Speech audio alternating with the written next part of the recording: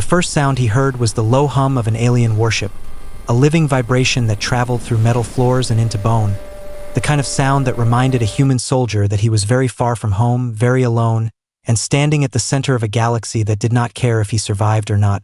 The arena was vast, carved from black crystal and gold-veined stone, suspended within the Queen's flagship like a ceremonial wound. Thousands of alien eyes watched from floating platforms and translucent balconies, their gazes sharp with hunger, curiosity, and something colder, expectation. Kale stood alone at the center, wrists unbound but spirit weighed down by chains heavier than any metal. His armor was stripped, his weapons taken, leaving him in the simple gray combat suit of a human soldier, worn at the seams, scarred by old battles, every mark a memory of survival rather than glory. Across from him, the Queen reclined upon her elevated throne, tall and radiant. Her skin shimmered like starlight caught beneath ice. Her crown curved upward like sharpened wings, and her eyes, ancient and merciless, rested on him as one might study a creature caught in a trap. "Begin," she commanded. Her voice echoed through the chamber, layered and absolute. Law and fate wrapped into a single word. This was not a trial, not truly, it was a spectacle.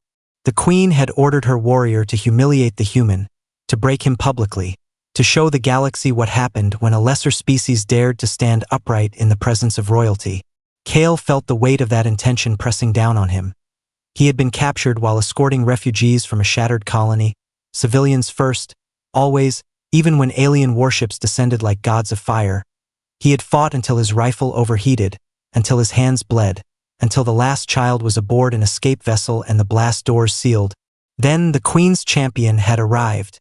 The warrior stepped forward now, towering, plated in ceremonial armor that gleamed like polished obsidian. Energy veins pulsed along its surface. His helmet shaped like a predator's skull, elongated and cruel. The crowd murmured in approval. They knew him, feared him, celebrated him. This was a being raised for battle, trained to kill for honor and command, undefeated across a dozen systems. Kale swallowed slowly, his heart beat steady but heavy. Fear was there. He did not deny it. Fear kept soldiers alive. But beneath it burned something deeper, quieter, the refusal to kneel. He remembered Earth's skies, remembered dust and rain and laughter between missions, remembered a promise whispered to terrified refugees as he pushed them towards safety. "I will hold the line." The warrior moved first, fast, impossibly fast. The ground cracked beneath his charge. Alien technology screamed as energy blades ignited along his forearms. The crowd roared. This was what they had come to see, a human broken. Kale rolled aside at the last instant, felt heat slice the air where his head had been. Pain flared along his shoulder as the edge caught fabric and skin. Blood bloomed dark against gray. The sting sharpened his focus. He rose, breathing hard, calculating distance, weight, timing. He had no blade, no rifle, no armor plating, only muscle memory and will. The Queen leaned forward slightly, interest flickering across her face. Not concern. Not yet. Merely curiosity that the human had not fallen immediately. The warrior laughed, a deep metallic sound. Mocking, he circled Kale slowly now, savoring the moment. Humiliation took time. It required precision. "You were ordered to kneel," the warrior hissed, his voice filtered through helm and amplifier. "Do so, and this ends quickly." Kale met his gaze through the dark visor. Sweat ran into his eyes.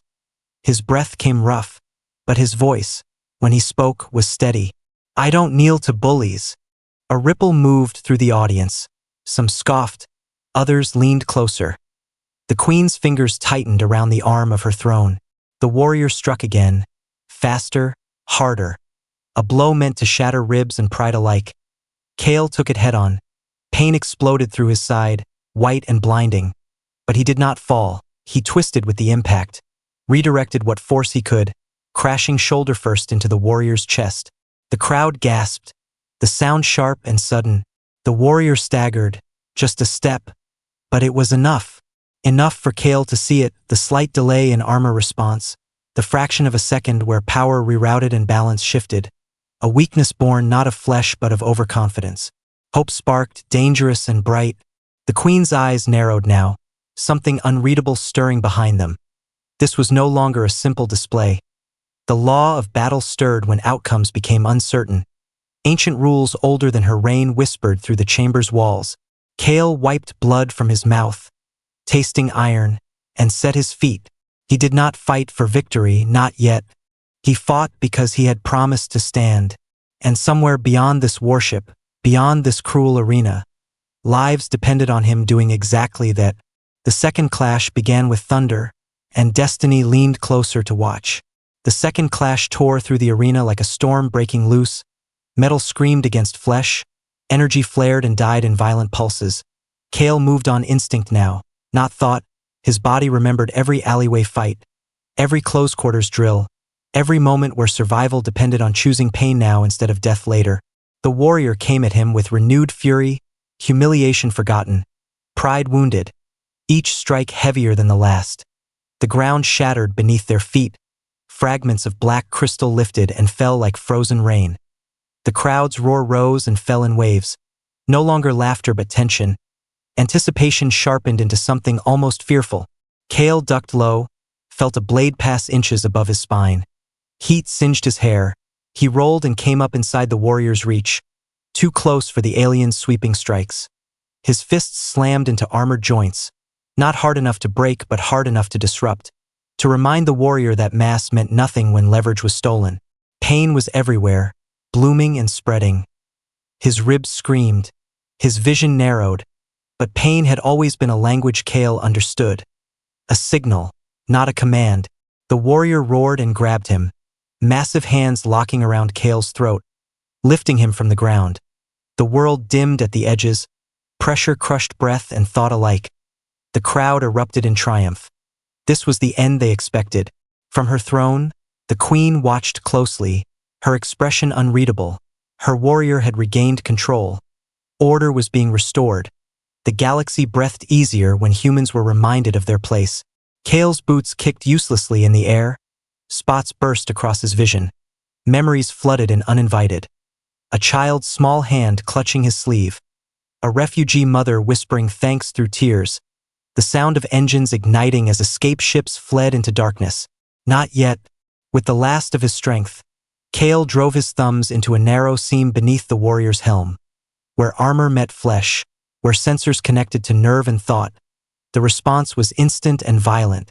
The warrior screamed, grip loosening as feedback surged through his systems. Kale dropped hard to the floor, lungs burning as air rushed back in ragged gasps. He rolled away just as the alien struck blindly, blades carving furrows where his head had been moments before. Silence fell, broken only by the warrior's unsteady breathing and Kale's own harsh gasps.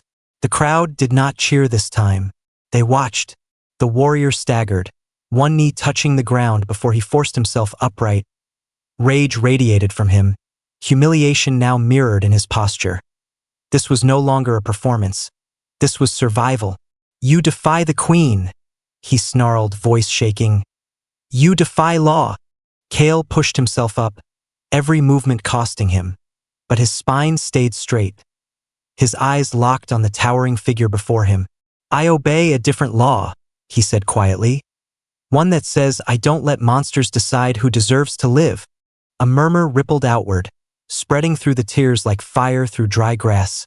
Some aliens recoiled. Others leaned closer, drawn by the raw conviction in the human's voice.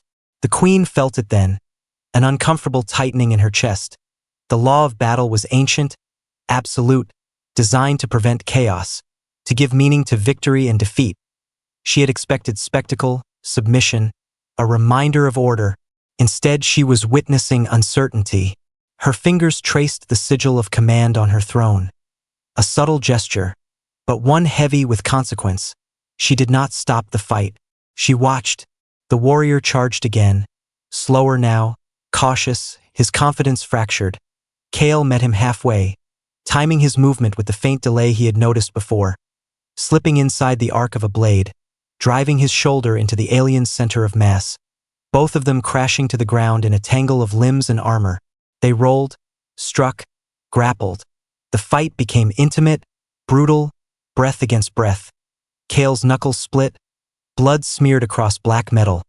The warrior's armor sparked and flickered as systems struggled to compensate.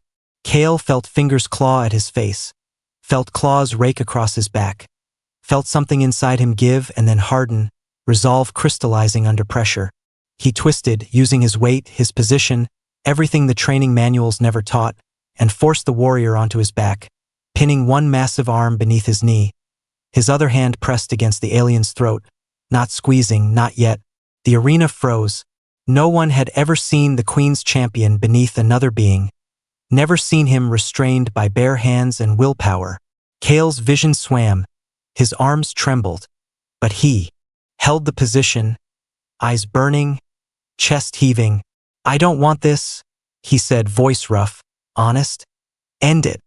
The warrior stared up at him, shock and something like disbelief flickering in his eyes. Slowly, almost imperceptibly, his resistance faded, pride collapsing under the weight of reality. The Queen stood. The sound cut through the chamber like a blade. The crowd fell to absolute silence. Even the warship's hum seemed to dim in respect. Her gaze moved from her fallen champion to the human soldier pinning him. Bloodied, broken, yet unbowed, something ancient stirred within her. Something bound to law and fate alike.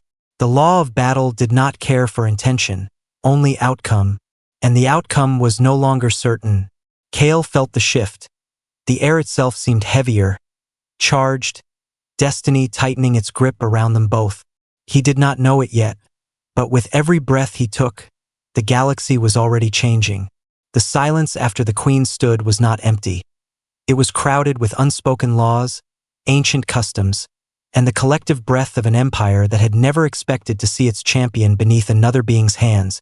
Kale felt it pressing against his skin, heavier than gravity, heavier than pain. His muscles screamed as he held the warrior pinned, every tremor threatening to betray him.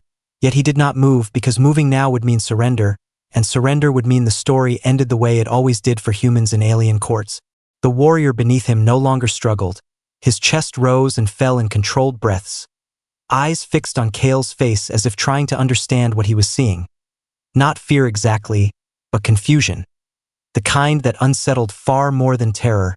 No human fought like this. No human held back when victory was within reach. The Queen descended from her throne in slow, measured steps, each movement deliberate, ceremonial. The crowd parted instinctively as she approached the edge of the arena, her presence bending attention and emotion alike. Kale felt her gaze like a blade laid gently against his throat. "Release him," she said, her voice softer now, but far more dangerous. Kale hesitated, just a breath, then shifted his weight and stepped back. The warrior rolled away and rose unsteadily, shame radiating from his posture like heat. He did not look at the crowd, did not look at the Queen. His eyes remained fixed on Kale. The Queen studied the human closely, every detail. The blood streaked across his cheek, the way he favored one side, the steady set of his jaw despite exhaustion. She had seen countless warriors kneel, beg, boast, die. She had never seen one refuse power when it was offered. "You could have crushed his throat," she said, more observation than accusation. "Why did you not?" Kale swallowed, his throat raw. His voice came out low but clear. "Because this was never about winning," he said. "It was about standing long enough for someone to notice." A murmur rippled through the audience again, sharper this time, edged with unease. The Queen felt something shift behind her ribs, a sensation she did not welcome. Notice, the law of battle was designed to prevent exactly this, to ensure contests ended cleanly, decisively, without questions. Yet here stood a human who had turned the law into a mirror, forcing all who watched to confront what it truly served. She gestured, and symbols ignited across the arena floor. Ancient glyphs flared to life, their light cold and blue. Kale felt a pressure wrap around him. Not physical restraint, but something deeper, judgment. "The law listens now," the Queen said. "Speak carefully, human soldier." Kale's pulse thundered in his ears. He could feel the warship beneath them, could feel how many lives rested on decisions made in rooms like this. He thought of the refugees again, of promises made in smoke and fear. "I was ordered to be humiliated," he said. "Not tried, not judged, humiliated. That is not law, that is cruelty dressed as tradition. Gasps echoed, sharp and scattered. The warrior flinched as if struck. The queen's eyes narrowed, but she did not interrupt. Kale continued, the words flowing now, carried by something stronger than fear. You call this order, but order without mercy is just fear with a crown. I fought because you left me no other way to protect those who cannot fight back. The glyphs pulsed brighter, reacting to intent, to truth spoken without deception. The alien scholars in the upper tiers exchanged glances, unsettled by the resonance. The queen felt it too, a tremor in the law itself, something awakening that had slept for centuries. She had inherited the throne, inherited these rules. She had never questioned them, until now. Human, she said slowly. Do you know what happens when one defeats a champion under the law of battle?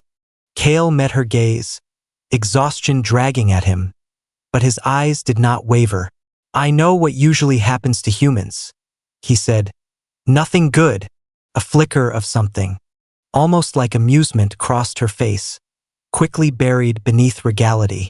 Victory binds, she said. It creates obligation, consequence, fate. The word fate echoed through the chamber, resonating against ancient stone and living metal. Kale felt a chill crawl up his spine. He did not understand the shape of what he had stepped into, only that stepping back was no longer possible. The warrior suddenly dropped to one knee, armor clanging against crystal. The sound shocked the crowd into stunned silence. He bowed his head, fists clenched at his sides. I was defeated, he said, voice thick. By law, I yield. The queen closed her eyes for a fraction of a second, just long enough to acknowledge what could no longer be denied. The law had spoken loudly.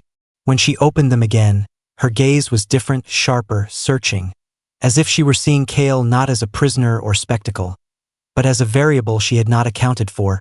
You have invoked something old, she said quietly. Something that does not care for species or crowns. The glyphs shifted, patterns rearranging themselves, new symbols emerging, ones rarely seen. Whispers spread through the audience as scholars recognized them.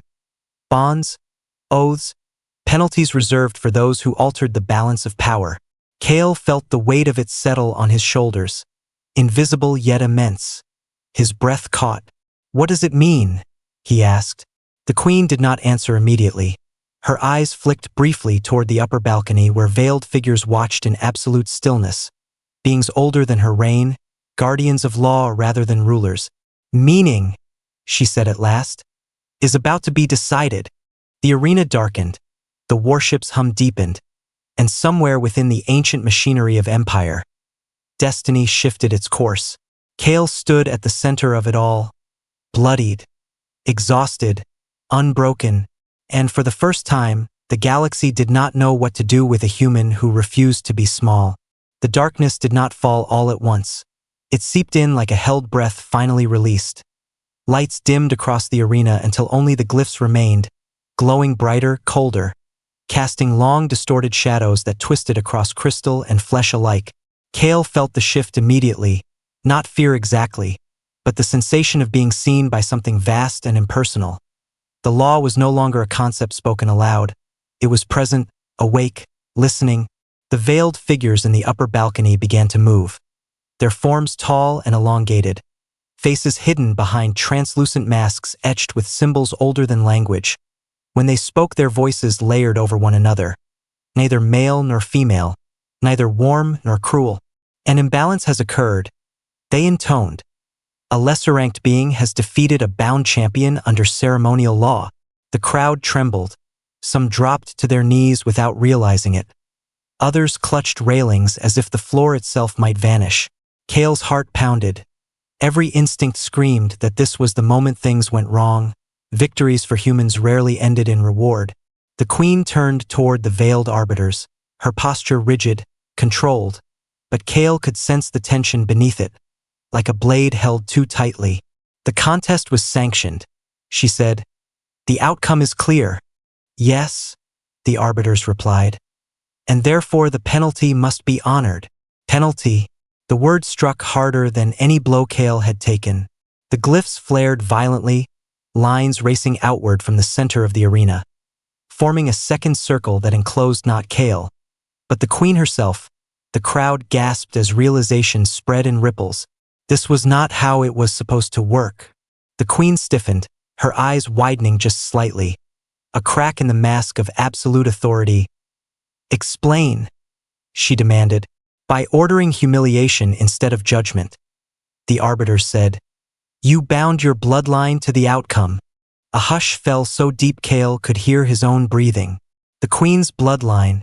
Kale's gaze snapped to her, confusion flooding him. He had expected punishment, imprisonment, execution. Not this. The arbiters continued, unmoved. The law of battle decrees that when a sovereign's champion is defeated in a spectacle meant to degrade, recompense must restore balance. The glyphs shifted again, forming symbols Kale had never seen before, but the reaction from the audience told him everything he needed to know. Some recoiled in horror. Others stared in stunned disbelief. The queen's voice was low, controlled, but edged with something dangerous. "State the recompense." The arena seemed to hold its breath. "The victor is bound to the sovereign house," the arbiters declared, "through oath, through union, through fate." Kale felt the world tilt beneath his feet. His mind raced, grasping at fragments. Union meant alliance, meant ownership, meant chains dressed in ceremony. Before he could speak, before anyone could react, a new presence entered the arena. Soft footsteps echoed. Across crystal, lighter than the queen's, hesitant but steady, the crowd parted again. This time not in fear but reverence tinged with sorrow. She emerged from the shadows, tall and luminous. Her skin a softer hue than the queen's, eyes wide with intelligence and something painfully human. Despite her alien features, delicate markings traced her temples, symbols of lineage and promise. A princess. Kale felt it instinctively, the way soldiers recognized command even before rank was spoken. She stopped beside the queen, bowed her head, and spoke before anyone else could. "I accept." The word shattered the silence. The queen turned sharply, shock finally breaking through her composure. "You will not," she hissed. "This is not your burden." The princess lifted her gaze, and in her eyes Kale saw resolve forged by years of quiet observation, of watching power wielded without mercy. "It is precisely my burden," she said softly. "The law names union as recompense. I am the unbound heir."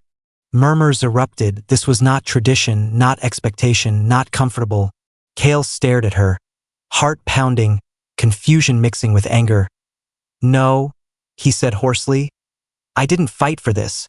The princess turned to him then, truly looked at him, and something passed between them, recognition, not romantic, not yet, but shared defiance. "Nor did I," she replied.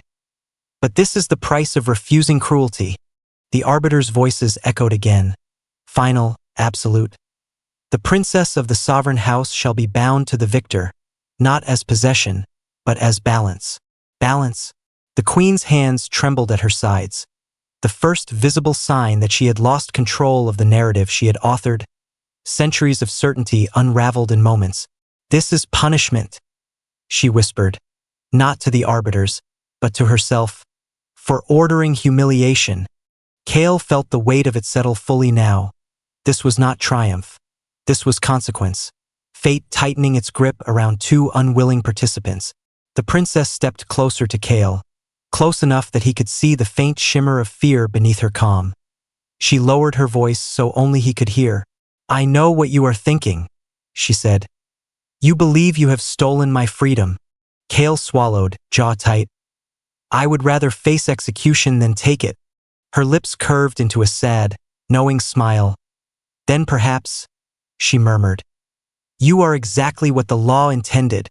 The arena lights began to rise slowly, illuminating faces filled with awe, dread, and uncertainty.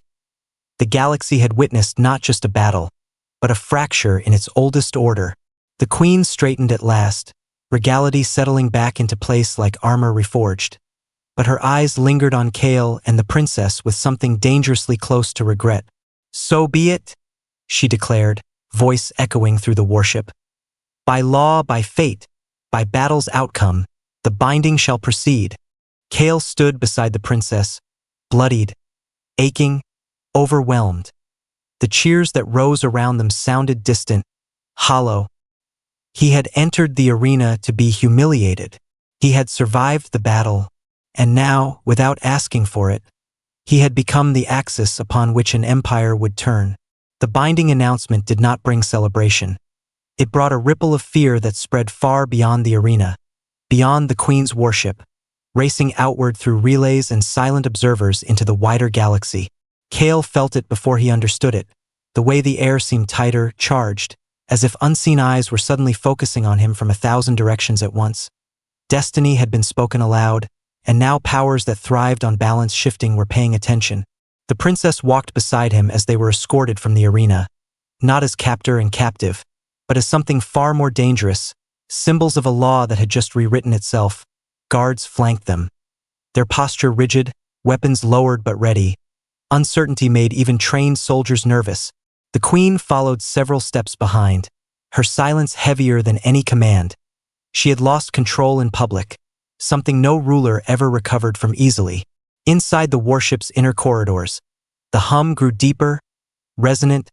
Kale could feel massive systems waking, shields recalibrating, weapons cycling. The ship preparing not for ceremony but for conflict. "They're afraid," Kale murmured, not looking at the princess, his voice barely audible over the ship's pulse. "Yes," she replied softly. "Not of you alone, but of what you represent." They reached a chamber unlike the others, walls etched with living crystal, patterns shifting in response to thought and emotion. This was a sanctum, a place where law and command intertwined. Kale felt exposed here, stripped of even the illusion of anonymity. The princess turned to face him fully now, her calm cracking just enough to reveal the weight she carried. "By binding me to you," she said. "The law has made you untouchable by execution, but not by politics." Kale met her gaze, jaw tightening. "Meaning, she continued. "Every rival house, every warlord, every species that fears human ascent will see you as a target, kill you and the binding collapses, destabilize the throne and the galaxy fractures." As if summoned by her words, alarms pulsed softly through the chamber. Not the shriek of immediate danger, but the low warning of gathering storms. A crystalline console flared to life, projecting star maps. Red sigils bloomed across multiple systems.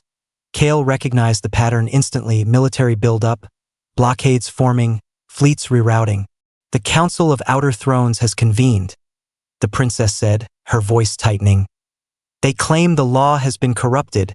They demand your surrender." Kale felt anger spark, sharp and hot. "Of course they do. They will not negotiate," she added. "They never do when humans are involved." The queen entered then, her presence commanding despite everything.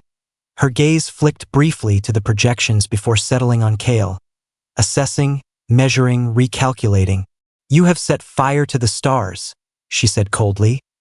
"Entire sectors are threatening secession. Warships are mobilizing. They believe I have elevated a human above ancient order." Kale clenched his fists, pain flaring in his bruised hands. "I didn't ask for this." "No," the queen replied. "You survived it, which is far worse." The princess stepped forward, placing herself subtly between them, a silent act of defiance. "Mother," she said, voice firm, "this is not solely his burden." The queen's eyes softened for a fraction of a second before hardening again. "That is precisely why it is dangerous." Another alert flared, closer this time, a hostile fleet dropping out of hyperspace at the edge of the system. Dozens of warships bearing the sigils of a rival empire, their weapons already charging. "They move quickly," Kale said, scanning the data, old instincts snapping into place. "They're not here to talk." "No," the queen agreed. "They intend to force a precedent." The princess turned to Kale, fear finally visible now, raw and unguarded. "If they breach the system, they will demand my death to nullify the binding." Kale felt something twist inside him, sharp and protective. "Over my body," he said without thinking. The queen watched him closely, something unreadable passing behind her eyes. "You speak like a consort already?" she noted. Kale stiffened, then shook his head. "I speak like a soldier." The warship shuddered as defensive systems powered fully online. The low hum rising into a resonant growl. Kale could almost feel the guns aligning, targeting solutions, calculating lives in fractions of seconds. "This ship will hold," the Queen said. "But the galaxy will not remain silent." The princess reached out, hesitated, then placed her hand lightly against Kale's arm. The contact sent a strange warmth through him, grounding him amid the chaos. "This is bigger than us now," she said. "The binding has made humans visible in a way they never were before." Kale exhaled slowly, the weight of it settling in his chest. He had fought to save a handful of lives, and now entire civilizations were shifting around that choice. He looked at the star map, at the red sigils closing in, at the countless lives balanced on fragile lines of law and fear. "Then we don't run," he said quietly, resolve hardening. "We show them what happens when you corner humans and call it justice." Outside the warship, engines flared, fleets aligned, and across the galaxy, rulers and warlords watched the first sparks of a conflict that would decide whether humans remained footnotes in alien history, or became something far more dangerous, a force that refused to be erased. The warship trembled as the first distant volleys lit the void, not close enough yet to be felt as impact, but near enough that everyone aboard understood the message being sent. This was no negotiation. This was a challenge thrown at the heart of law itself. Kale stood at the viewing arch as space ignited beyond the shields, streaks of light carving paths through darkness. Alien fleets maneuvered with cold precision, their formations beautiful and terrible, machines of annihilation guided by centuries of doctrine that had never accounted for a human refusing to die quietly. Behind him, officers moved with disciplined urgency, voices low, controlled, fear carefully hidden beneath protocol. The Queen's command deck was alive now. Not ceremonial, not theatrical, but brutally real. "They want you handed over," the Queen said, her voice steady as she watched the tactical display. "Alive or dead, they do not care which, only that the symbol is erased." Kale nodded slowly, eyes fixed on the stars. "Symbols don't die easy."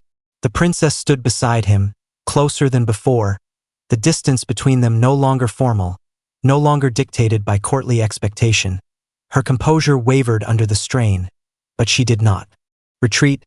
"If they breach the inner perimeter," she said softly, "they will force a vote under emergency accord. Even my life may not stop them." Kale turned to her then, really looked at her, not as royalty, not as obligation, but as a person caught in the same current he was. "I won't let them use you," he said. Her eyes searched his face, as if weighing truth against hope. "You cannot protect an entire galaxy alone." "No," he agreed. "But I can remind it what humans do when everything is on the line." Another tremor rippled through the deck as shields absorbed a probing strike. Alarms flared briefly, then steadied. Kale's muscles tensed automatically, adrenaline flooding his veins. This feeling was familiar, painfully so, the quiet before things went wrong. The Queen studied him, really studied him now, not as a curiosity or mistake, but as a weapon she had never intended to forge. "You are prepared to die," she said, not accusing, not questioning. Kale did not hesitate. "I've been prepared since the day I put on the uniform." Something shifted in her expression then, a crack in centuries of certainty. "If you fall," she said slowly, "the binding fractures, chaos follows, billions may die." Kale met her gaze, unflinching. "Then give me a way to stand instead." Silence stretched, heavy and dangerous. Then the Queen exhaled, a sound few had ever heard her make. "There is one path," she said. "Forbidden, untested, irreversible." The princess stiffened, eyes widening. "Mother, no." The Queen raised a hand. "The law has already been bent. This would only acknowledge what has begun." She turned to Kale. "The binding does not merely tie lives. It allows resonance, shared authority under extreme condition." Kale frowned. "Speak plainly." "It would place you at the heart of command," she said. "Not as ruler, but as shield, your will would anchor the fleet, human instinct woven into our battle doctrine. The princess's breath caught, fear and awe colliding within her. That level of resonance could kill him, or save us all, the queen replied. Outside, the enemy fleet surged forward, weapons charging in unison. The void glowed with lethal intent. The moment was slipping away. Kale closed his eyes briefly, thoughts flashing to earth, to muddy boots and broken laughter, to the faces of those he had saved and those he had not. He had always believed his life was small in the grand scope of the universe. He opened his eyes. "Do it," he said. The princess grabbed his arm, fingers trembling. "You don't know what this will cost." Kale covered her hand with his own, steady despite everything. "I know exactly what it costs to do nothing." The queen gave a single sharp nod. Commands rippled outward, systems rerouted, ancient mechanisms awakened deep within the warship's core. The deck darkened as light flowed toward a central dais etched with binding glyphs now blazing white-hot. Kale stepped onto it, pain flaring instantly as energy surged through him. His vision exploded into color and sound. He felt the ship, truly felt it, its mass, its weapons, the lives aboard, all connected in a vast humming web. He cried out, not in fear, but in release. The weight of command slammed into him like gravity multiplied. Instinct screamed at him to run, to tear free, but he held on, anchoring himself to one thought: protect them.